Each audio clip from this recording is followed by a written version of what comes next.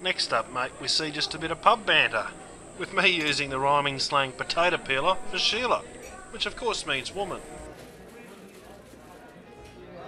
And then I said to the Sheila, "You're a mighty fine potato peeler."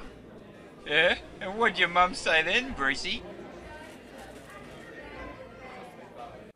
Next, mate, we can see one of the rare Australian sporting cries. I don't really know why, but Australians generally watch sport in a relatively quiet sort of manner, especially cricket, apart from the odd drunken outburst. But in the last 20 years or so, this little beauty has become quite popular with the crowds. And the Aussies have scored.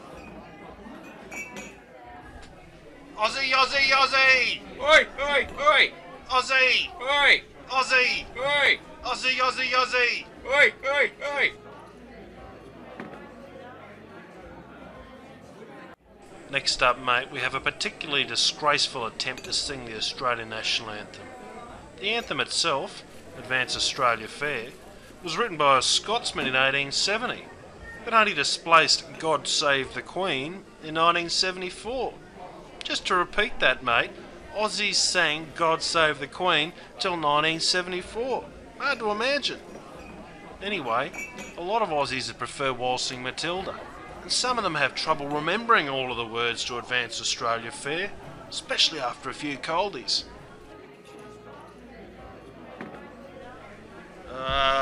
Australians all, let us rejoice, for we are young and free, with golden soil and wealth for toil. Our home is girt. What is it, mate? Good, mate. Good by sea. Our home is girt by sea. Oh, mate, I think that'll do for now, eh? What do you reckon? Yeah, mate. Bonza. Another song I had a crack at's called Bound for Botany Bay. Generally popular with school children, this song dates back to our convict days. It's all about convicts being sent over to Botany Bay, as they were from 1788 to the 1850s. Because of its history, Aussies always try and sing it with a Pommy accent, as the convicts weren't Aussies till they got over here. As you can see, mate, I had a bit of trouble with it, perhaps again due to me having one beer too many. But you get the idea, as does Croc the barman. Hey, Jello, what do you reckon we sing that Botany Bay song, eh? How's it go? I've got a Pommy accent for it. How's it go? Oh, yeah. Farewell to old England forever. And that's all I remember from the first verse. What's the other verse, mate? Sing it to a loyalty, and we're bound for Botany Bay. Good on you, mate. Me convict ancestors would be proud. Yeah, mate. Well, I'll be even prouder when I call the coppers if you two bastards don't keep it down. Next, mate, we see a bit of sporting banter. If there's one thing you'll hear being discussed in Aussie pubs, it's sport. Aussies absolutely love their sport. It's one of their pleasures in life, and is the way we judge ourselves against the rest of the world. Anyway, here Jono and I are talking about who the best cricketer of all time is. Not a question that can be answered easily, but is worthy of the odd discussion. Two contenders mentioned here are Sir Donald Bradman, or the Don, who was Australia's captain back in the 30s and 40s, and is generally regarded as being without peer in the cricketing world, and Shane Warne, or Warnie, who's a contemporary and flamboyant player who made spin bowling popular again. The flipper is a particular delivery that Warnie likes to bamboozle his opponents with. Hey, Breezy, Eh? who do you reckon be the best cricketer of all time? Oh, mate, gotta be the Don. Yeah, but mate, could the Don bowl a flipper? Good point, mate. Yeah, Warnie's got that on him all right. On a similar theme, the Don gets a mention in the next carry-on, as well as Wally Lewis, or King Wally, the Emperor of Lang Park, or just plain the King. Wally's generally considered, by Queenslanders at least, to be a contender for one of the greatest rugby league players to have ever lived. Of course, the thought of him taking on the Don at a boxing ring is plain nonsense, but then you got to say something to keep the conversation alive in all that time in the pub, don't you?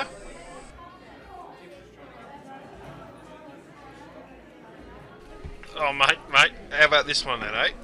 Who do you reckon would win in the boxing ring?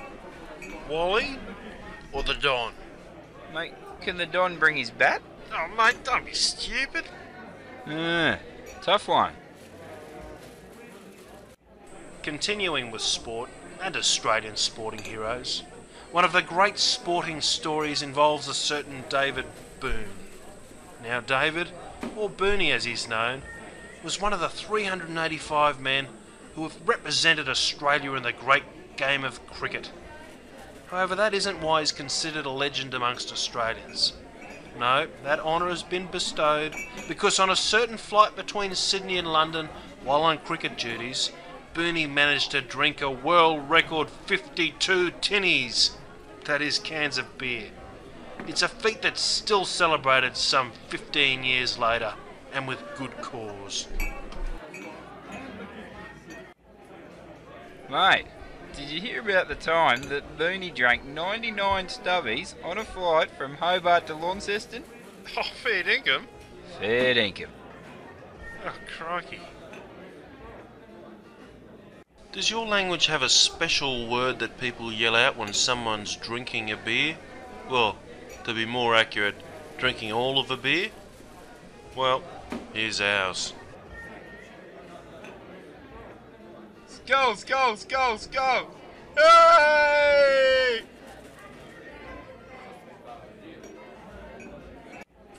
Not to make excuses, mate, but this behaviour may have in part derived from what was known as the 6 o'clock swill. During World War II, the government thought that people shouldn't be drinking all night, nor should they be hungover during the day when they should be doing things like making bombs. So they made all of the pubs shut at 6 o'clock. Now, because blokes tended to knock off at 5, this meant that there was only 1 hour of solid drinking time after work, and blokes had to drink unusually quickly if they would have a few beers with their mates. The pressure was really on close to 6 o'clock, and the blokes used to have to swill down their beers before the doors slammed shut. Some states kept this ridiculous closing time till the late 60s. No wonder it influenced our drinking culture. At least that's my excuse anyway, mate. On a cheerier note, did you know that Aussies gamble more per head than any other people in the world? Some say we'll bet on anything, even 2 flies crawling up a wall.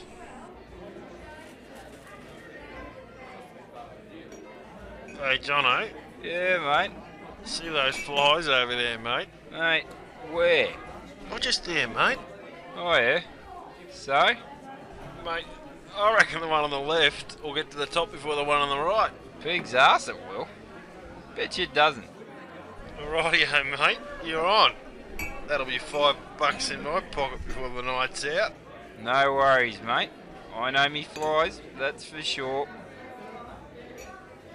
Of course, sometimes the less that is said, the better.